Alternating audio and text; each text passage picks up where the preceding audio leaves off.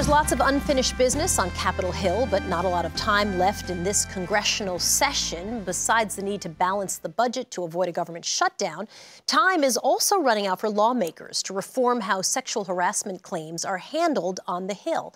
When the Me Too movement hit Capitol Hill, a handful of lawmakers accused of sexual misconduct were forced to resign, including Representatives John Conyers and Trent Franks and Blake Farenthold and Senator Al Franken. The House and the Senate have passed separate bills, but have failed to reconcile them into one bill.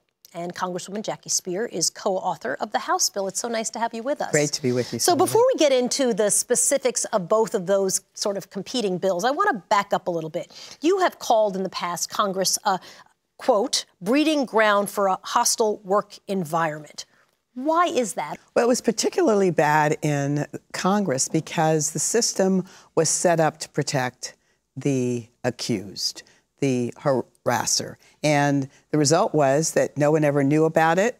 They were cases that were swept under the rug. And guess what? The taxpayers ended up picking up the tab when there were settlements. So the system allowed for bad behavior to continue, and that's what we're trying to change. You have this YouTube video, and you talk about a chief of staff who held your face, kissed you, stuck his tongue in your mouth. And was this ultimately about a power differential? I mean, is part of the issue that we, outsiders at least, look at Congress as like these halls of basic, powerful people and other people who are hoping to become powerful people. Is that to some degree what's at work here? In part, that's the case in most settings. Congress in particular is Hollywood for ugly people. So, once you're there, you've got a lot of people around you who are supporting you as staff.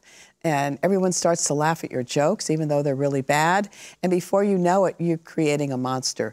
And we've got to just make sure that we keep those monsters in check. So there's pending legislation, as we mentioned when we started this conversation.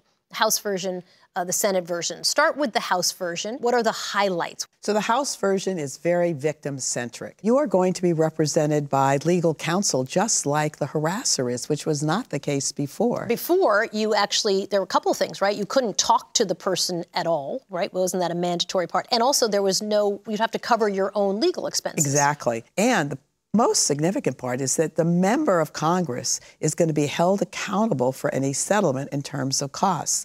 So it will be initially paid out by the U.S. Treasury, and then the member will be required to pay it back within 90 days, or their wages will be garnished, and if necessary, their Social Security will be garnished. It is kind of crazy to think that taxpayers would be footing the bill for someone paying out a settlement for sexual harassment. Like, why would I be paying that? Exactly. But that's how it worked before, and that's what we're changing. So talk to me about the Senate version. So the Senate version is not as victim-centric.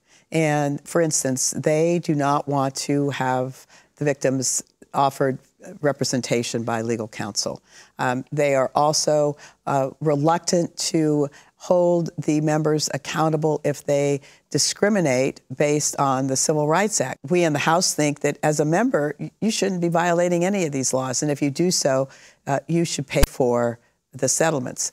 The Senate doesn't feel that way about that particular component. So do you think you'll be able to really get them together before the deadline? I mean, do you feel like some of the energy of Me Too is being lost? I do think that they made a strategic decision at one point, thinking that that had all cooled off. But I think after the election and seeing so many more women get elected, that they recognized that this isn't going away. So I'm actually very optimistic we'll get something passed. So what you're saying is you think that the midterm is a sign that the Me Too movement continues to be powerful. Exactly. I absolutely think that that was part of the message. And that blue wave was actually a pink wave. Congresswoman Jackie Speier, it's so nice to have you. Thanks for joining us. Thank you, Selena. You bet.